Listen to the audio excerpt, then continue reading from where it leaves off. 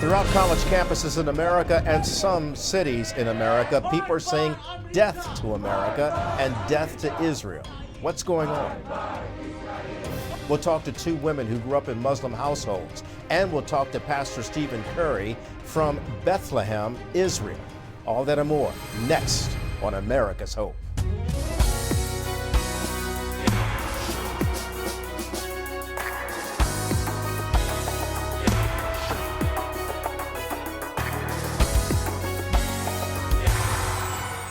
Good evening. From the NTD Global Headquarters in New York, I'm Kelly Wright, and this is America's Hope. We're glad that you could join us this hour. There's a lot going on as it relates to the Israel-Hamas war.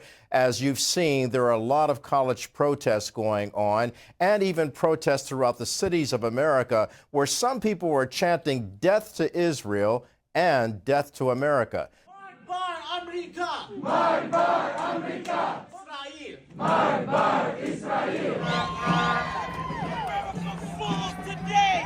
We're going to focus on this tonight, but we're also going to dig deep into what's causing all of this, and is it a case of radical Islamic behavior making its way into America's lexicon? Before we start, we'll hear from Israel's Prime Minister Benjamin Netanyahu, who has been watching what's going on college campuses. Here's what he said today about this practice. What's happening in America's college campuses is horrific. Anti-Semitic mobs have taken over leading universities. They call for the annihilation of Israel. They attack Jewish students. They attack Jewish faculty. This is reminiscent of what happened in German universities in the 1930s. It's unconscionable. It has to be stopped. It has to be condemned, and condemned unequivocally. Israel's Prime Minister Bibi Netanyahu. Also, there are Americans who are quite concerned about what's happening on college campuses throughout America. Today, Speaker of the House Mike Johnson visited Jewish students on the campus of Columbia University. The cherished traditions of this university are being overtaken right now by radical and extreme ideologies. They place a target on the backs of Jewish students in the United States and here on this campus. A growing number of students have chanted in support of terrorists. They have chased down Jewish students. They have mocked them and reviled them. They have shouted racial epithets. They have screamed at those who bear the Star of David. Enjoy your free speech. They've told Jewish students who wear the Star of David to leave the country. And shamefully, some professors and faculty have joined the mobs.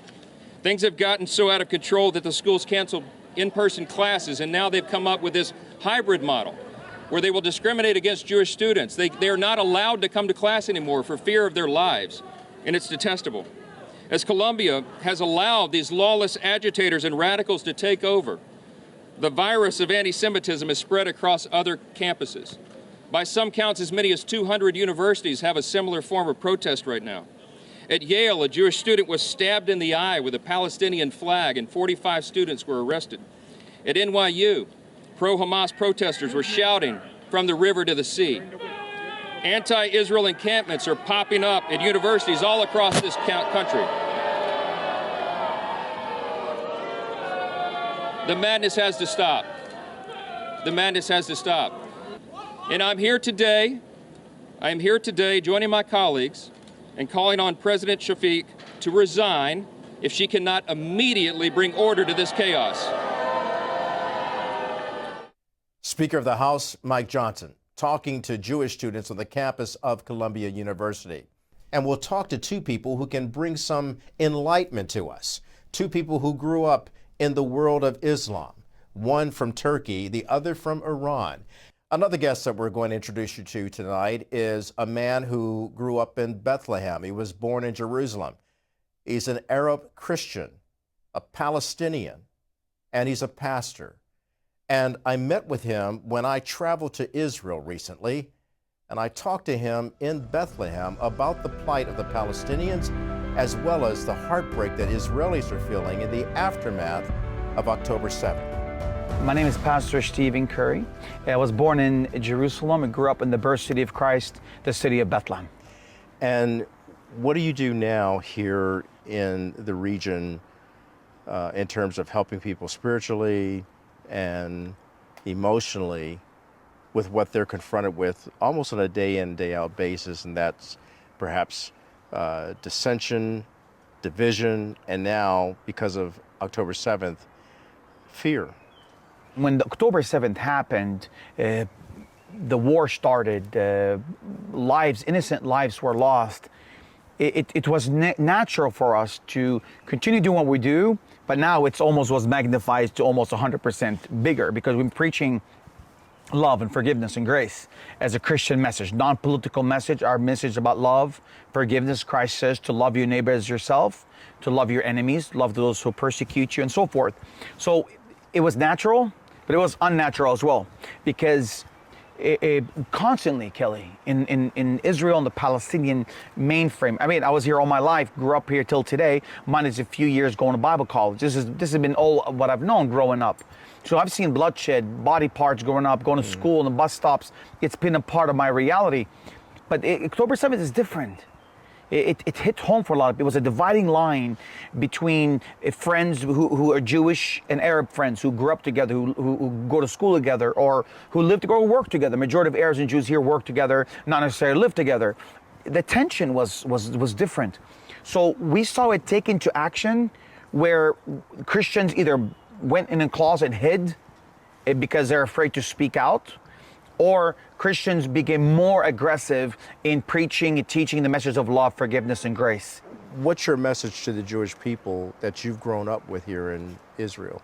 What happened October 7th to the innocent civilians, it is unacceptable to any man of faith, any man of common moral value, any common moral scale, if I may.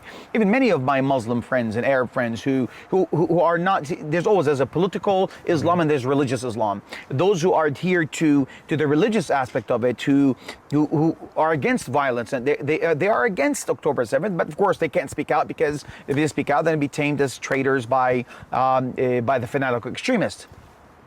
But there is hope. Those are watching, there's hope, because there's many like me who are followers of Christ in Israel, on the Palestinian side, who are pushing for love and forgiveness and peace. But we have to be a generation that calls good good and evil evil. We can't blur the line. We can't call good evil, evil good. We want to be that generation. Those are watching who are non-believers. Be a person that calls good good and evil evil, even if it might cost you everything that you know. And you know our story, Kelly. You and I, we've done a couple interviews together with the United Nations and other areas. Our church has suffered over the years. Our church was Molotov bombed 14 times during the 80s and 90s because of our stands of loving the enemy, loving your neighbors, of course, sharing the gospel with the Arabs around us. My Uncle George, you know the story. Uncle George was martyred in Mount of Olives. I was physically beaten viciously when I was 16 and a half or 17, because I had the audacity to share the gospel with a young man who came from a very large Muslim family, and my sharing with him, discipling him, bared fruit, and that fruit was him. He was convinced who Jesus Christ is. So we don't convert people. We just clarify who Jesus Christ is to people. We clarify misconceptions. And we clarify misconceptions, it leads to a ripple effect of people wanting to be drawn into a relationship with Jesus. And that's what I invite every person watching, is to explore who Jesus is, explore his message. If you don't want to convert, don't convert, that's fine. Explore who Jesus is, explore his message. And it's probably right now, it's going to be the best thing an Israeli, a Jew could have, is an Arab that believes in Jesus. Because if an Arab believes in Jesus, then he is an Arab that values all life around him. What are you doing to help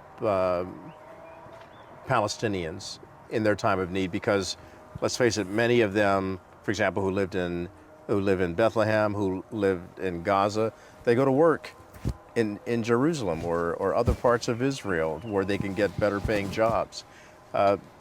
What's happened since October 7th? Hi, everybody. I hope you're enjoying this episode so far of America's Hope. If you'd like to see it in its entirety, just click on the link below. Thanks for watching.